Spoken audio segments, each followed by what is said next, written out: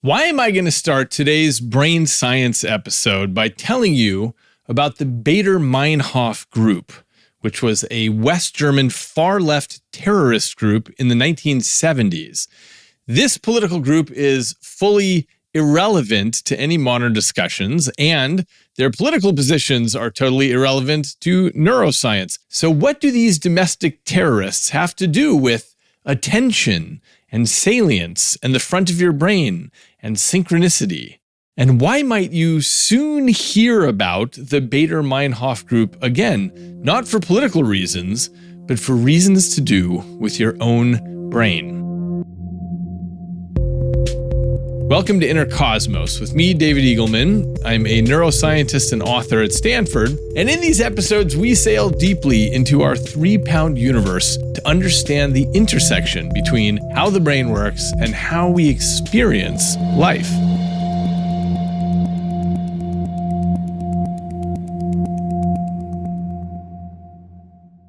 So let's start in 1970, when a far left-wing militant group called Baader-Meinhof, also known as the Red Army faction, they took to the streets in Germany. Now, they defined themselves as communist and anti-imperialist, and they launched a string of robberies and then bombings and eventually assassinations. And this all brought a lot of bloodshed and pain to Germany throughout the decade. Okay, now, who cares about the Baader-Meinhof gang? Well, unless this touched your life in the 1970s, probably nobody. So why am I telling you about this gang? Are they coming back? No, happily, they are long defunct. But the joy of today's podcast is that I get to make a prediction that you will hear about Baader-Meinhof again, and it probably won't be too long. And then you'll think, wow, I just heard about that on Eagleman's podcast, and now I'm hearing about it again. Now, how can I make a prediction like that? Well, the important part of our story began 2 decades after the Baader-Meinhof gang. It began with a man named Terry Mullen in 1994. Now, Terry, like probably most people, had never heard of the Baader-Meinhof gang. And then he heard about them. He heard their name. And then he was surprised to hear the name a second time within 24 hours. And he thought that was just sort of weird and amazing that he had just learned that name and then he heard it a second time.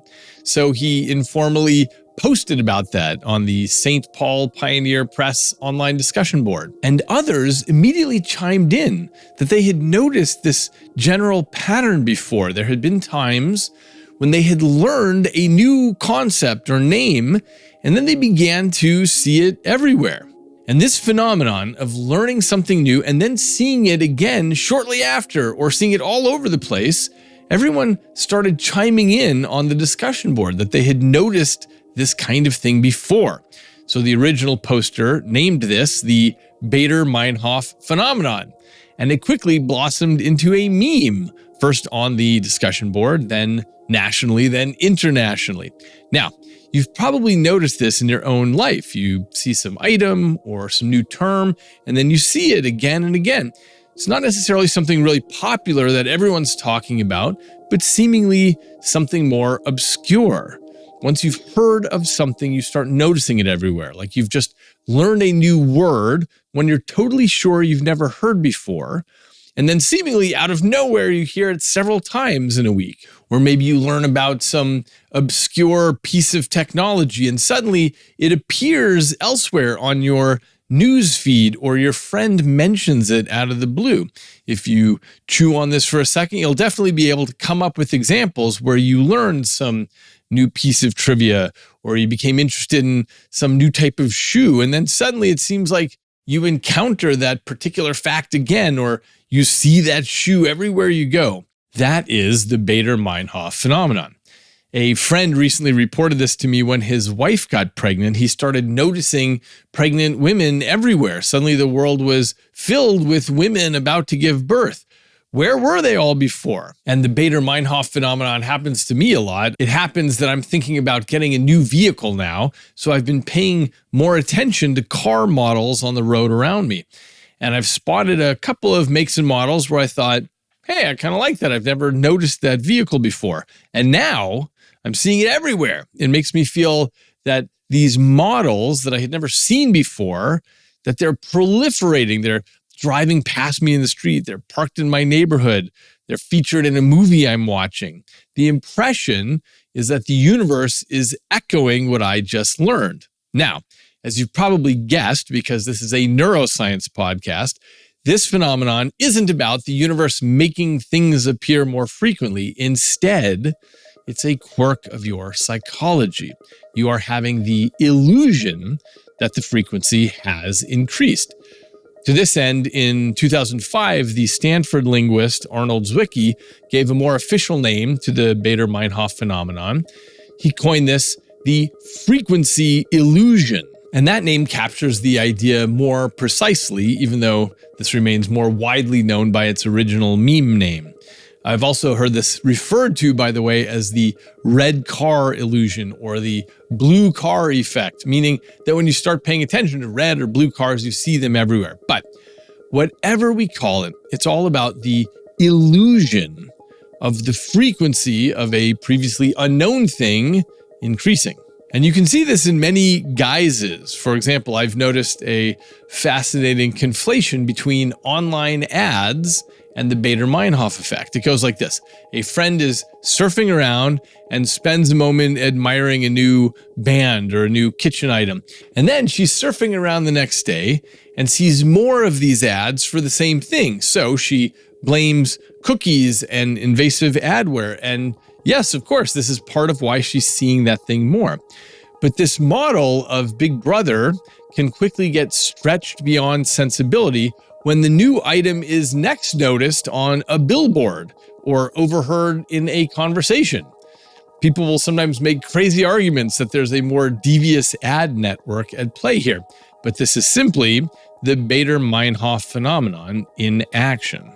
Now, just before we move into understanding why this happens, I'll tell you a quick academic joke. A student says to a friend, "Have you ever heard of the Baader-Meinhof phenomenon?" And the other replies, "That's so strange. I just read about that yesterday."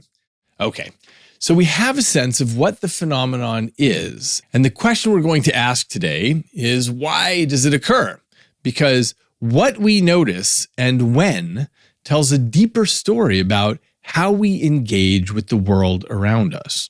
So, with the Baader-Meinhof phenomenon, we're always tempted to say, no, I'm definitely sure that I've never seen that before. It's not that I'm having some perceptual illusion. It's that I really never heard that term in my life before yesterday, and now I've heard it twice. But that's generally not the case. It's simply that we don't notice those things that are not relevant to us. The Baader-Meinhof phenomenon is not some trick of the universe. Instead, it is the love child of two psychological processes running under the hood. The first issue is selective attention. Now, people sometimes think that selective attention just means you're not listening to your spouse or kids. But in fact, selective attention is our brain's way of managing the enormous amount of information that it encounters. Remember that your brain lives in silence and darkness, and it's trying to make a model of the whole world out there. But the whole world is way too complex, and it's overflowing with detail, almost all of which is meaningless to you. So your brain is selective about what it looks for and what it takes in. So think about the last time you walked through a crowded marketplace, the sights, the sounds, the smells. It's more details than you could ever encode or would ever want to encode. So your attention acts like a filter. Now, let's get straight what we mean by a filter. Sometimes you might think that what this means is that you're taking everything in and then you're throwing out the stuff you don't want. But filtering is generally harsher than that. You don't even take stuff in unless it matches a shape for you. So think about those children's toys where you have a box and you put in a square object into the square hole, or a triangular object into the triangle hole, or a circular object. Those are filters. And if I hand you a hexagon, it doesn't even go in. It's not that the box considers hexagons and then spits it back out. It's that it doesn't even make it into the box. Now, from the brain's point of view, how does it know what things to filter in and out? Well, you pay attention to certain things because you have networks housed primarily in the prefrontal cortex for deciding what information is relevant or salient. And this is constantly updating from your experience. In other words, your brain is always asking, hey, what is the important stuff that I need to pay attention to? What stuff matters here? So when you encounter new information, like hearing that cool new band or seeing the cool new shoes, this network updates, and subsequently, your brain can take in this information. Now, let's flip this notion of selective attention and look at what can happen if you're simply not paying attention to something. This is called inattentional blindness. And it's as though you never even see the thing at all. So I'll give you an example. I did an episode some weeks ago about why magic tricks work. And a lot pivots on exactly this issue of inattentional blindness. Something can happen right in front of you, but if you're not watching for it, in other words, your attention is elsewhere, the photons hit your eyes, but you don't see it. The magician moves his hand in an arc, or pretends he's throwing something in the air, or there's a snap of the fingers right over here. And suddenly the card slip happens right there, but it's as though it didn't happen. Why? Because your attention has been pulled elsewhere. Now, as an example of this that I'm guessing most people have seen, consider the invisible gorilla video. If you haven't seen this, search for it on YouTube, but pause this podcast here because what's coming next is a spoiler. The way this works is you see several people and half are wearing one shirt color and the other half is wearing a different color. And each team passes a basketball, but only to other members of their team. But they're all intermixed, so they're passing and moving between one another, and your job is to count the number of times the ball is passed by one of the teams. So you count, okay, there's one pass, then that person throws to another person on their team. Okay, that's two, then that person throws to another team member. Okay, that's three, like that. But it's challenging because to keep an accurate count, you have to ignore what the other team is doing. So you get to the end of the video and you say, great, I got it. This team made 12 passes. And you're told the answer. Let's say the answer is 12. You got it right.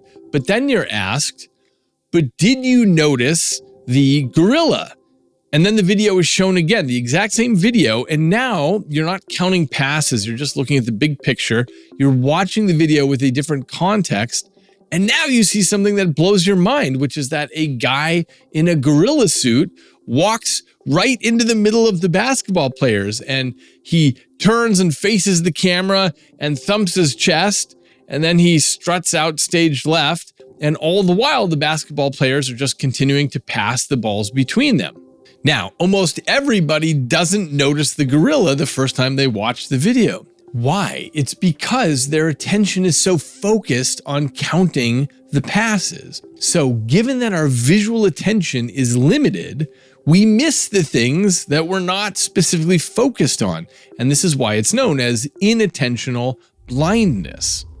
Now, this can all be seen as a downside, but it's actually just what a brain needs to do to navigate its complex environment. It focuses on certain signals while ignoring others. For example, think about when you're at a noisy cafe. You have to selectively focus on your companion's voice and not hear all the irrelevant conversations around you, even though all of this hits your eardrums like this.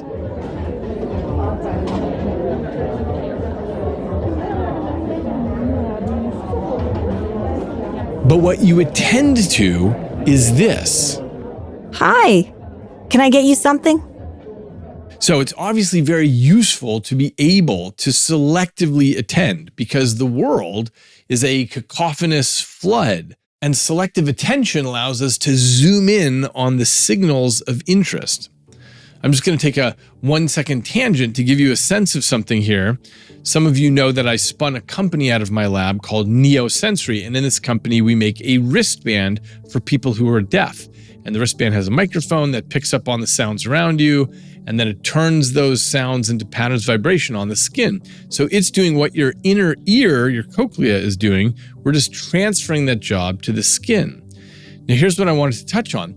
Typically, when someone puts this on for the first time, they say, whoa, I'm feeling so much buzzing going on around here. And it takes them a little while to understand that all this buzzing is part of the soundscape around them. In other words, the next time you're at the cafe, pay attention not just to your companion's conversation, but really listen to all the sounds that are hitting your ears, the overhead music and the barista and the coffee machines and the doors opening and closing and the chairs squeaking and every single one of the conversations going on around you. All of that is hitting your eardrums. We're so good at ignoring all of that we only take in what is salient to us. And it's only when you push that information in through a new channel, like through your wrist, that you realize how much noise is actually out there. Your brain has to learn how to pay selective attention to the vibrations on your wrist. Okay, so that's selective attention. How does this kind of thing get studied in the neuroscience laboratory? Well, think of something like a card game, like the one called Set, or something called the Wisconsin card sorting task. And in games like this, each card has some number of shapes of a certain color. So this card might have 3 blue diamonds, and this one has 4 red squares, and that one has 2 green circles. And let's say you're trying to match a certain property between cards, like the blue color. And the shapes and the number of shapes, that doesn't matter. So because you're holding this rule in mind, match the color, the neural networks in your visual cortex are mostly responding just to the color. You stare at the cards, but really it's only your neurons involved in color that are shouting off. Now the rule changes and you have to pay attention to the number of objects. So you match a card with 3 shapes over here to a card with 3 shapes over there. Now what hits your eyes is exactly the same, but the cells in your brain that are responding are those involved in numeracy. And same when you're concentrating on matching shapes, like you want to match squares here with squares there. Your brain now plays a very different game. Everything hits the eyes, but your brain only really runs the algorithms involved in shape. So we can see selective attention directly in the brain. So back to the Baader-Meinhof effect, our brains encode almost nothing around us unless it somehow becomes relevant to us. Once something has been flagged as important or interesting to your brain, you will notice it more, creating the illusion that it is suddenly everywhere. And that leads us to the second parent of the Baader-Meinhof love child, which is another psychological process running under the hood. The first was selective attention. The second is called confirmation bias. Confirmation bias is our tendency to notice everything that confirms what we already believe. We notice that, we focus on it, we give greater credence to it. So generally, we talk about confirmation bias as favoring information that confirms our pre-existing beliefs and disregarding evidence that contradicts our beliefs, or we seek out information that supports our existing views, or we interpret ambiguous evidence in a way that supports our existing opinions. But in this case of the Baader-Meinhof phenomenon, there's a simpler aspect of this going on. We are simply more likely to take the second appearance of the new word or car or shoe as something meaningful. Our brains are now on the lookout for it. And every time we see it or hear that word or song or fact again, that strengthens our belief, our conviction that the event is happening with increased frequency. And lots of research shows that we remember information that supports our beliefs more readily than information that contradicts them. So, once a new piece of information is introduced to our minds, like the name of a band or a new gadget, confirmation bias makes us believe that the thing is now suddenly ubiquitous. Every time we see it, we further cement this belief into place. So researchers typically talk about the Baader-Meinhof phenomenon in terms of selective attention and confirmation bias. But because I talk about internal models all the time, I want to cast what we're talking about today in terms of that. So as a reminder, your brain works to make a model of what is going on in the world out there. That's the internal model. Now, the part I want to emphasize is just how that actually limits your perception of the world. So let me give you an example. Imagine that you're on a hike with friends, and as you're tramping up the trails, one of your friends is a mycologist who studies mushrooms, and he notices the colors and unusually broad variety of the mushrooms around you. Now, these fungi at the base of trees, these have been hitting everyone's retinas, but this detail was invisible to the rest of you. Let's say one of your other friends is a podiatrist and she notices something about the subtle turn of your feet as you hike, but no one else saw that. And your other friend is a climate scientist and he notices the erosion around the tree line. And that's invisible to all the rest of you, even though all your eyes are pointing in that direction. The point is the same data is laid out before all of you, but each of you knows how to look differently. Your internal model is built from the raw materials of your experience with the world, and each of us vacuums up the data from our peculiar thin trajectory in the world, which builds up our models and therefore our interpretations and our biases based on our experiences. And that's why when you're hiking, everyone is seeing a different world. So that's why we notice things more once they have some relevance to us, because the borders of your internal model have stretched. So now your brain catches words or cars or shoes that were previously just noise. These items had no filter shaped like them, and therefore their mention was as good as invisible. Now that the model is stretched, you catch that new thing all over the place. So let's summarize where we are so far. Although we might swear that we've never heard a term mentioned before, the shoddiness of human memory suggests that's generally not true. Instead, what the Baader-Meinhof phenomenon illustrates is how deeply we filter the world. We don't notice those things that we have no interpretation for. So think of walking in a foreign country and hearing people's speech simply as background noise, something you can't interpret.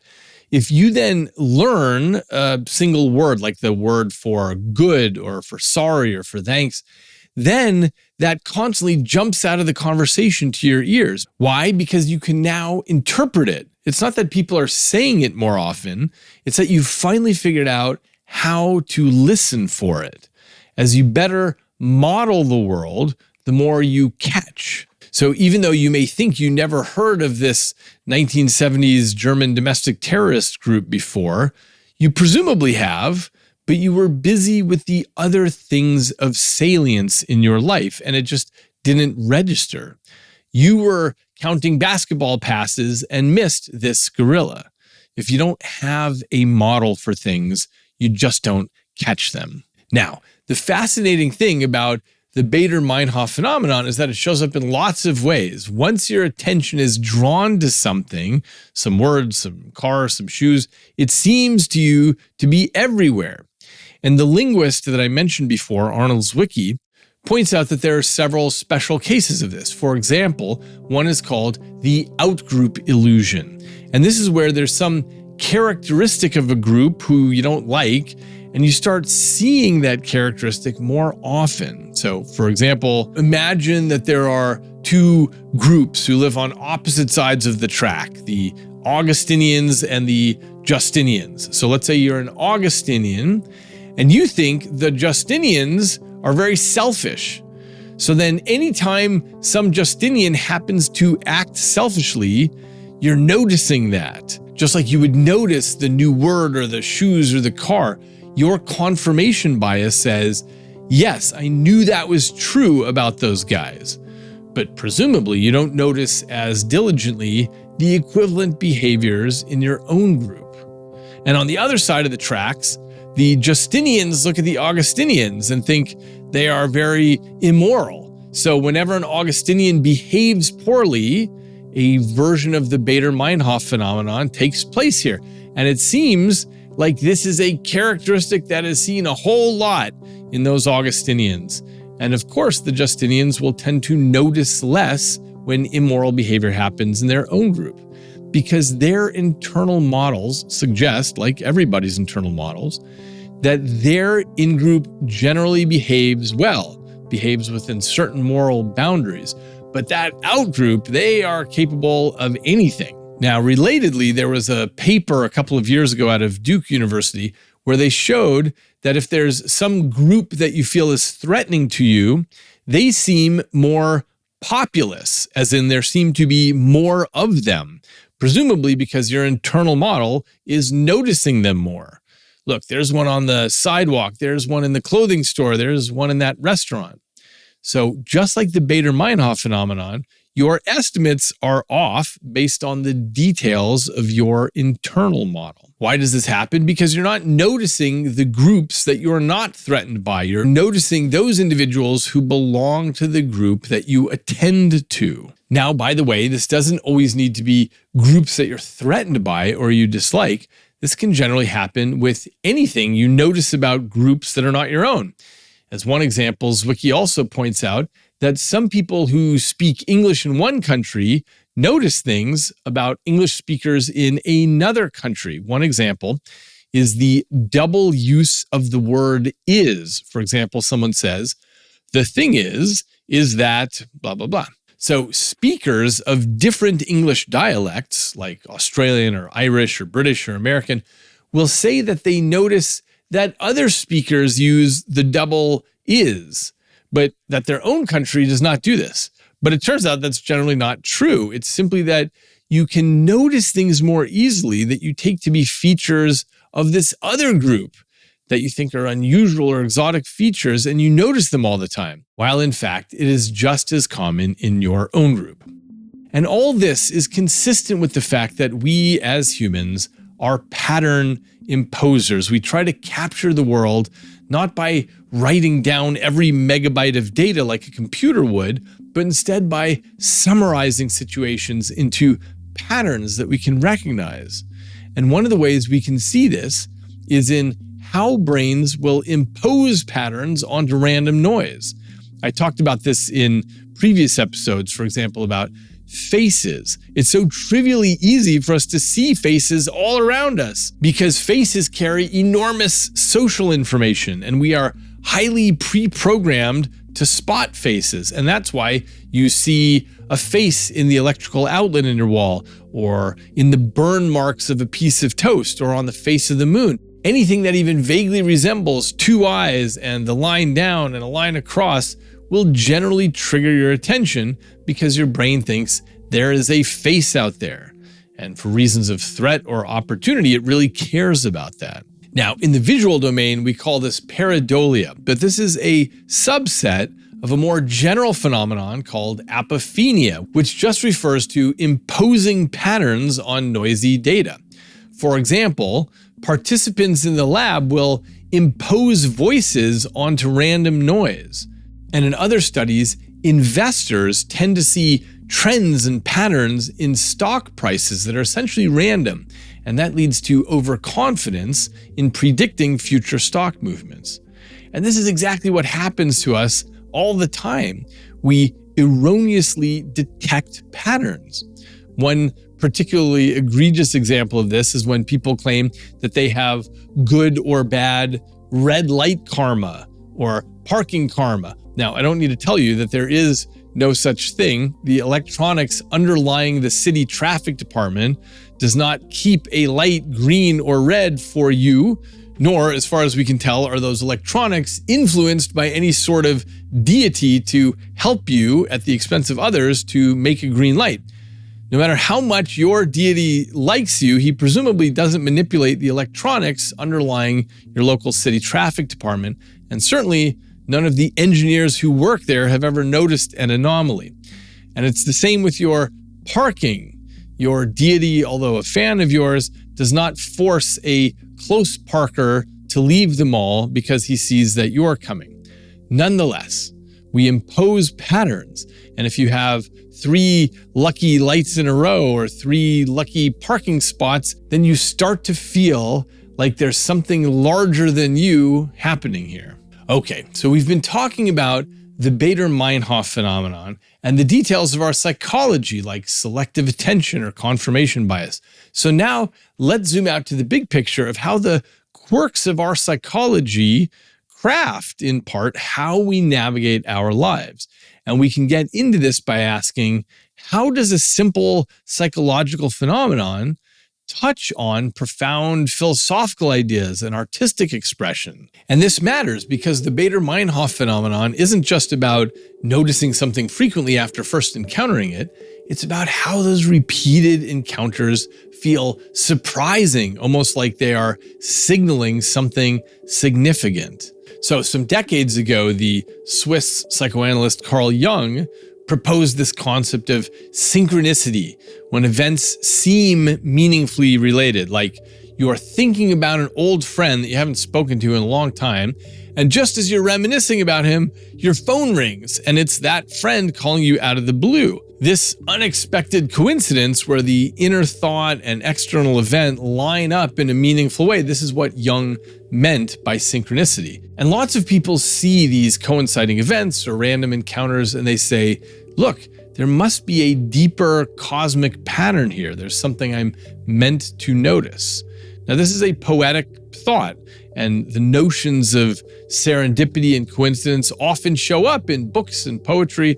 For example, in Haruki Murakami's novels, the characters often experience strange synchronicities that guide their actions. These patterns are essential threads in the tapestry of life that pull us towards our destinies.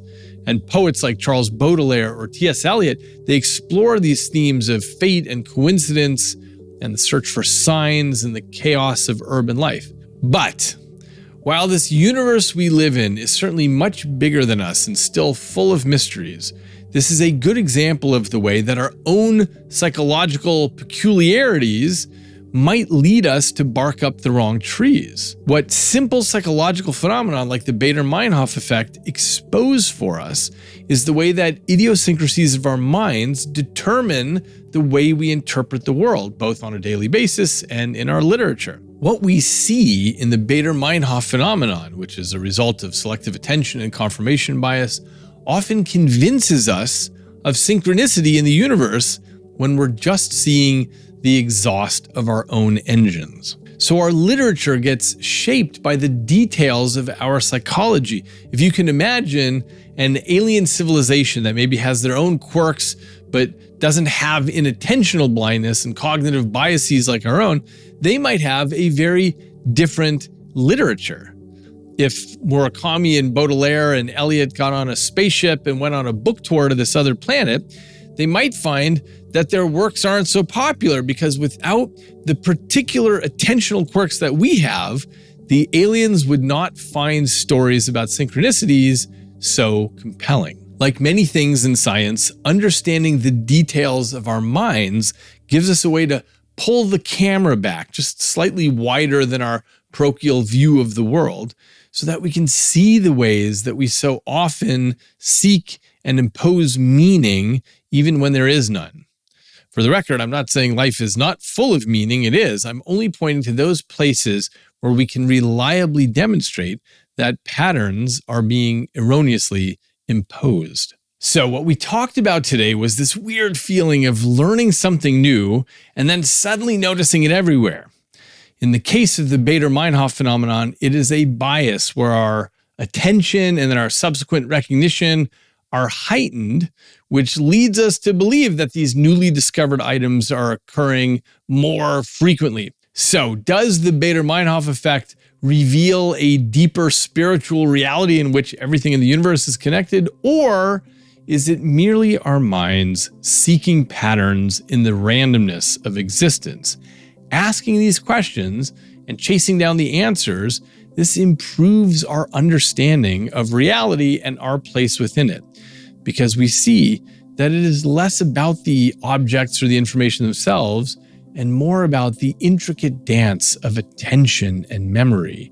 It's a reminder that your perception of frequency is not a perfect mirror of reality, but is shaped by the interplay of new information and existing knowledge. The cognitive mechanisms that we come to the table with color our experience, sometimes with misleading hues. We don't see the world exactly as it is out there, but is filtered through the lens of what we have experienced. As the writer Anais Nin put it, we see things not as they are, we see them as we are. I hope today's exploration will make you more aware of your perception of the world. Try to notice instances of the Baader-Meinhof phenomenon in your life. Ask why certain information suddenly stands out to you. You won't always be able to answer this, but sometimes something interesting will surface, turning a bit of your unconscious experience more conscious.